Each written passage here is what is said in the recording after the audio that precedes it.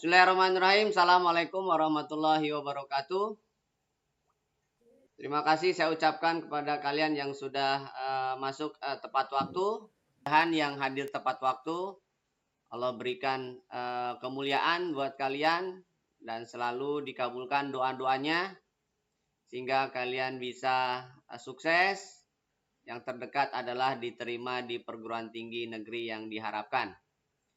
Saya yakin dan percaya bahwa usaha yang dilakukan, upaya yang dilakukan dengan selalu ingin hadir tepat waktu, ingin selalu belajar dan sebagainya, pasti Allah akan balas sesuai dengan apa yang kita lakukan. Janji Allah pasti tidak akan pernah ragu kalau kita meyakini bahwa apa yang kita doakan, apa yang kita usahakan, yakin akan kejadian. Saya berharap kalian juga demikian. Yakinlah diri kalian bahwa saya bisa diterima di UI, saya bisa diterima di IPB, saya bisa diterima di Unpad dan seterusnya yang kalian inginkan. Karena dengan keyakinan itu, maka tentu Allah pasti akan dengarkan dan Allah kabulkan. Jangan ada keraguan sedikit pun di antara kalian kalau kalian sudah meminta, sudah berusaha dan sudah mengupayakan semaksimal mungkin. Agar pertemuan kita kali ini Allah senantiasa berikan keberkahan, kemudahan berpikir, kelapangan berpikir, sehingga bisa menangkap apa yang disampaikan dengan baik dan benar. Untuk itu mari kita sama-sama berdoa menurut agama dan keyakinannya masing-masing. Berdoa dipersilahkan. Nah, sekarang kita akan lanjutkan tentang jarak. Di keseharian kalian sering mendengar istilah jarak. Rumah lu ke sekolah berapa jaraknya? Berapa kilo? Berapa meter? Dan sebagainya. Dan tentu di sini, di dalam matematika ada sebuah kesepakatan pernyataan yang harus kalian perhatikan. Bahwa jarak dari sebuah tempat ke tempat lain itu yang diukur yang mana. Misal dari minggu lalu saya ceritakan jarak dari rumah ke sekolah. Rumah ke sekolah itu jaraknya mana? Apakah ngikuti jalur jalan atau yang mana? Di dalam matematika yang dimaksud dengan jarak itu ukurannya adalah yang lurus. Bukan mengikuti kelok-keloknya jalan. Jadi kalau misalkan kalian buka Google Map, kemudian mau dari rumah ke sekolah pakai Grab misalkan, di situ ada tulis 17 km. Nah 17 km itu belum tentu jarak. Bisa jadi 17 km itu adalah panjang jalan yang dilalui. Yang dimaksud dengan jarak itu apa? Jarak secara konsep sederhana adalah panjang hubung terpendek. Oke? Jarak adalah apa? Panjang hubung terpendek. Jadi kalau misalkan di sini ada permasalahan, ada sebuah kondisi, ada beberapa tempat di sini, katakanlah kota atau katakanlah kelurahan dan sebagainya, ada beberapa tempat diberi kode A, B, C, D. Jarak A ke C itu yang mana? Apakah AB tambah BC? Apakah AB tambah DC? Apakah AB tambah DB tambah BC? Apakah itu jarak? Jarak A ke C itu adalah yang mana? Di sini ada AB 21 km, BC 18 km, AD 20 km, kemudian DB 22 km, DC 25 km, AC 30 km. Kalau pertanyaannya, berapa jarak A ke C?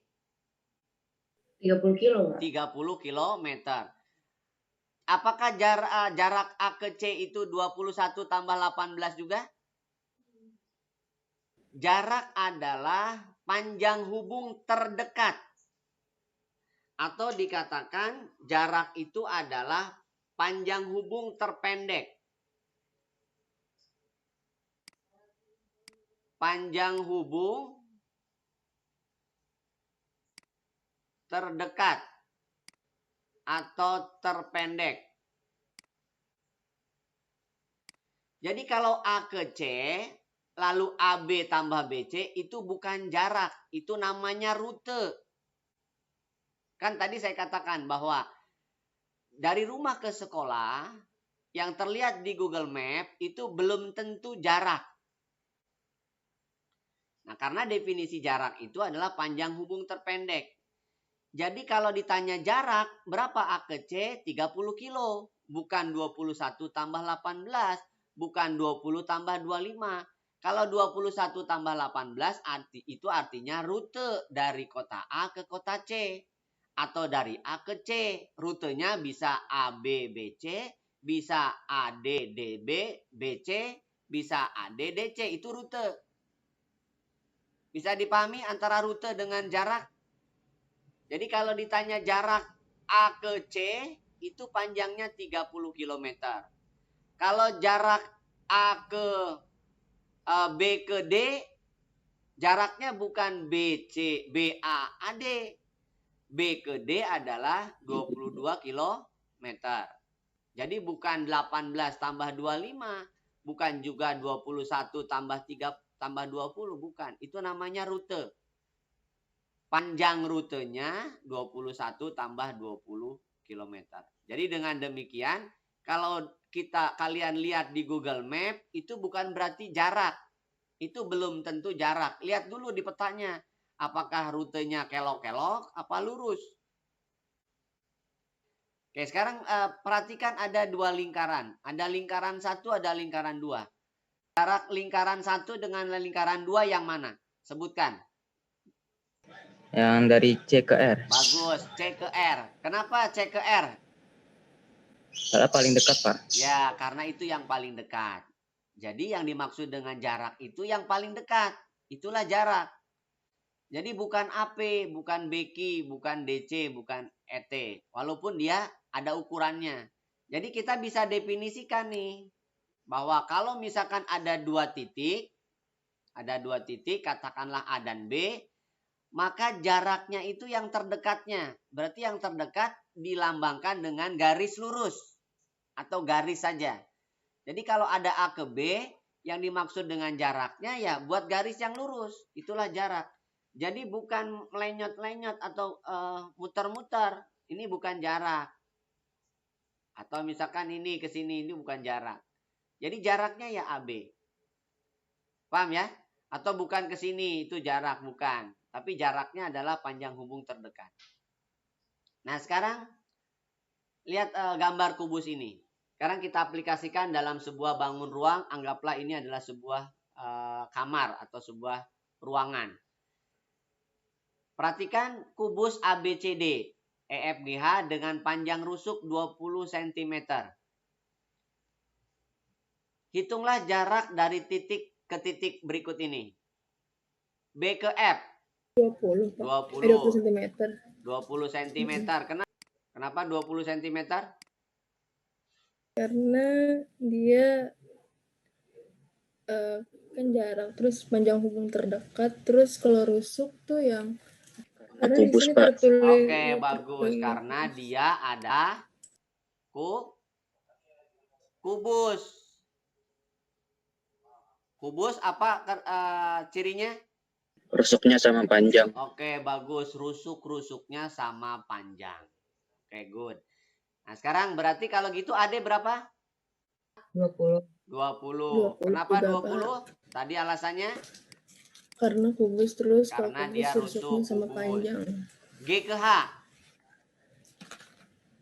20 juga, 20 juga. A ke C? Apakah 40? Panjang hubung terdekat itu apa A ke C itu? Apakah AC? Apakah AB tambah BC? Apakah AD tambah DC? Bukan, Pak. Bukan. Jadi AC berapa? 20 akar 2, Pak. Oke, 20 akar 2. Kenapa 20 akar 2 jawabannya? Kenapa 20 akar 2? Dia Pitagoras, Pak. Oke, dia Pitagoras. Gimana tuh Pitagoras itu?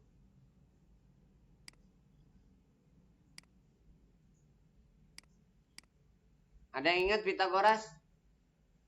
Pitagoras itu berlaku pada segitiga apa sih? Siku-siku. Siku-siku.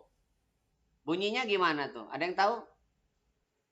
A kuadrat sama B kuadrat sama dengan C kuadrat bukan, Pak? Oke, pada segitiga siku-siku boleh Siku-siku bahwa A kuadrat tadi tambah B kuadrat sama dengan C kuadrat. Ini adalah salah satu bentuk umum dari Pitagoras kalau sisinya ABC. Bunyi Pitagorasnya adalah kuadrat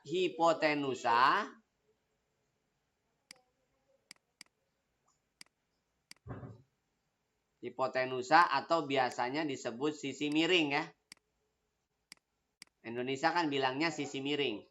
Kuadrat hipotenusa sama dengan jumlah kuadrat sisi siku-sikunya. Sisi siku-sikunya.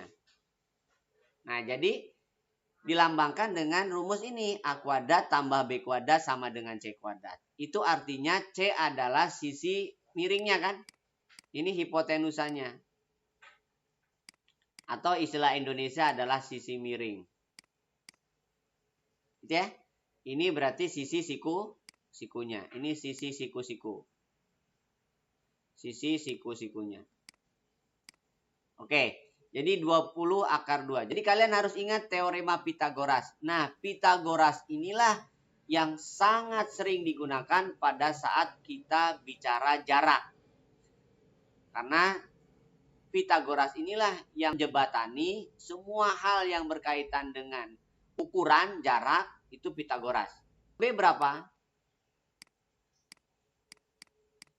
Ada yang tahu AC itu apa? BD itu apa? Diagonal sisi, Pak. Ya, diagonal sisi. Atau diagonal bidang ya. Sisi atau bidang. Karena dalam geometri itu disebutnya bidang. Lalu kalau HB itu apa? Nah, Pitagorasnya kan mengukurnya BG kuadrat ditambah HG kuadrat. HG tadi sudah ada 20. BG sudah ada 20 akar 2. Jadi HB bisa diukur.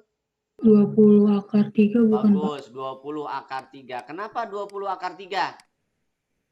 Karena 20 akar 2 pangkat 2 ditambah 20 pangkat 2 terus di kuadrat di apa ya? Diakarin. Diakarin. Ya, boleh. Jadi HB itu berasal dari 20 akar 2 kuadrat ditambah 20 kuadrat. Itu hasilnya adalah 300 berapa nih? 800 tambah 400. 1200 ya. Berarti 20 akar 3. Nah, pertanyaan saya HB itu diagonal apa namanya? Diagonal ruang, Pak. Bagus, diagonal ruang. Oke, diagonal ruang. Nah, jadi kalau kubus ukurannya A cm, maka diagonal sisinya itu adalah A akar 2. Diagonal ruangnya itu A akar 3. Itu kalau mau cepat mengingatnya. Jadi diagonal sisi pasti akar 2. Kalau diagonal ruang pasti akar 3. Kalau kubus. Ya, karena kubus itu adalah bangun ruang istimewa. G ke tengah-tengah AB. Tengah-tengah itu berarti di tengah. Titik tengah.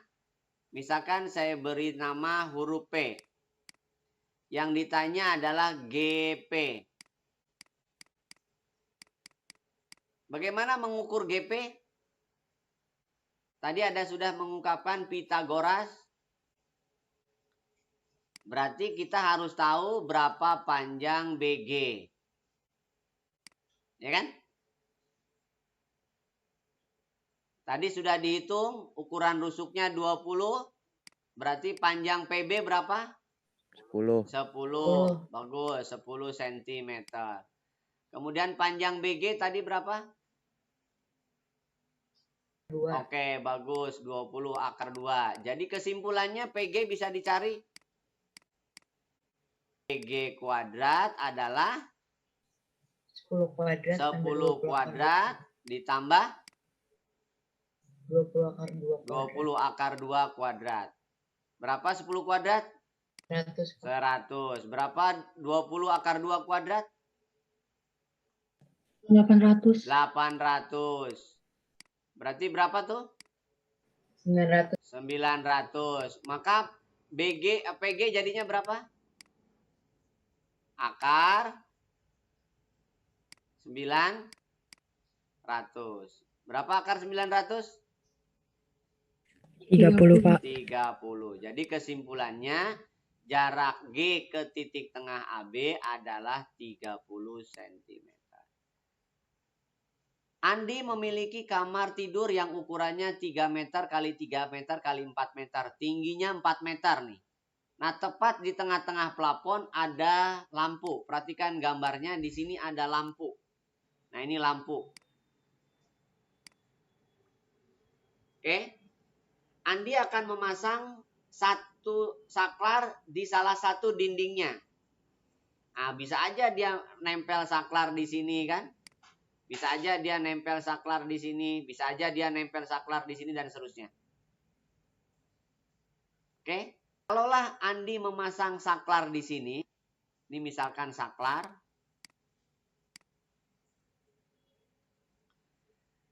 Bagaimana jarak lampu ke saklar? Saya beri huruf, ini A, ini B, ini C. Yang mana jarak lampu ke saklar? A ke C. A ke C. Jadi jarak lampu ke saklar itu yang ini. Ini 4 meter, kemudian ini 3 meter, ini 3 meter. Berarti berapa tinggi BA? Panjang BA? BA 2. Oke, bagus. BA 2. Berapa BC? 1,5. 1,5 atau 3/2 ya. Berarti bagaimana menghitung AC? AC kuadrat? AB kuadrat ditambah BC kuadrat. Oke, bagus. AB kuadrat ditambah BC kuadrat. Terus? 4 ditambah 4. 2,2. Oke, 2 kuadrat ditambah 3/2 kuadrat ya. Berarti 4 ditambah 9/4 kan? Dibuat perempatan. Berapa jadinya? 16/4. Oke, Ditambah 16/4 tambah 9/4 jadi berapa? 25/4. 25/4. Berarti AC berapa? 25/4. Akar. Gitu kan? Iya. 25/4. Berapa akar 25?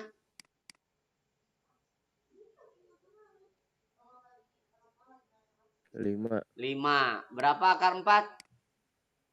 2 ya? 2. Jadi kesimpulannya berapa jarak saklar ke lampu? 5/2. 5/2 itu berapa? 2,5. Oke, jadi kesimpulannya jarak saklar ke lampu itu 2,5 meter. Sekarang kita lihat contoh yang ketiga. Nah, di sini kalau kalian sudah bangun dimensi 3 adalah TA, TB, TC 5, kemudian panjang rusuk alasnya adalah 6. Ini 6, ini 5. Nah, pertanyaan saya, TA juga rusuk. Rusuk apa namanya? Rusuk alas bukan, Pak? Oke, bagus. AB adalah rusuk alas. Kenapa? Karena dia di alas. Rusuk tegak bukan? Oke, namanya rusuk tegak. Bagus. Ya. Rusuk tegak bukan berarti tegak lurus ya. Jadi walaupun dia miring kelihatannya itu rusuk tegak namanya. Bukan berarti tegak lurus. Kalau saya tanya TM itu apanya, Limas? Tinggi bukan, Pak? Tinggi. Bagus. Ini adalah tinggi. Kenapa kita katakan tinggi? Dari bawah ke atas tegak lurus. Oke, bagus. Tegak lurus. Nah, itu kata kuncinya. Tingginya ini kenapa? Karena dia tegak lurus. Misalkan ada garis tegak lurus ke BC. Ini misalkan P. TP itu tinggi apa namanya? Ini tinggi juga, tapi tinggi apa? Kalau ini adalah tinggi limas. Kalau TP tinggi apa? Tinggi segitiga. Oke, tinggi segitiga atau tinggi sisi apa namanya? TB, TC disebut rusuk apa? Rusuk tegak. Rusuk tegak. Berarti TP sebagai tinggi sisi Tegak. Oke, jadi TP itu dikatakan sebagai tinggi sisi tegak. TBC. Nah, itu istilahnya. Jadi kalau ini ada sebuah segitiga siku-siku, maka tadi berlaku yang namanya teorema Pitagoras. Tadi dikatakan bahwa A kuadrat tambah B kuadrat itu sama dengan C kuadrat. Nah sekarang kalau A-nya adalah N akar P, kemudian B-nya adalah N akar Q, maka C-nya itu adalah N akar P plus Q. Ya. Nah ini tolong diingat triple ini. Karena ini penting untuk kalian untuk bisa menghitung cepat. Contoh, perhatikan di sini AC. AC pada segitiga ABC itu adalah segitiga siku-siku. Ini 6, ini 6. Oke? Kalau ini sudah 6, ini juga pasti 6 sekian. Nah, 6 sekiannya berapa? Lihat triplenya. Bahwa 6 itu sama saja dengan 6 akar 1. Bahwa 6 ini sama dengan 6 akar 1. Berarti kalau gitu ini adalah 6 akar 1 tambah 1. Jadi 6 akar 2. Maka jawabannya 6 akar 2. Proses ini, proses menghitungnya bisa kalian lewati dengan cara menggunakan triple Pitagoras. Ini namanya triple Pitagoras.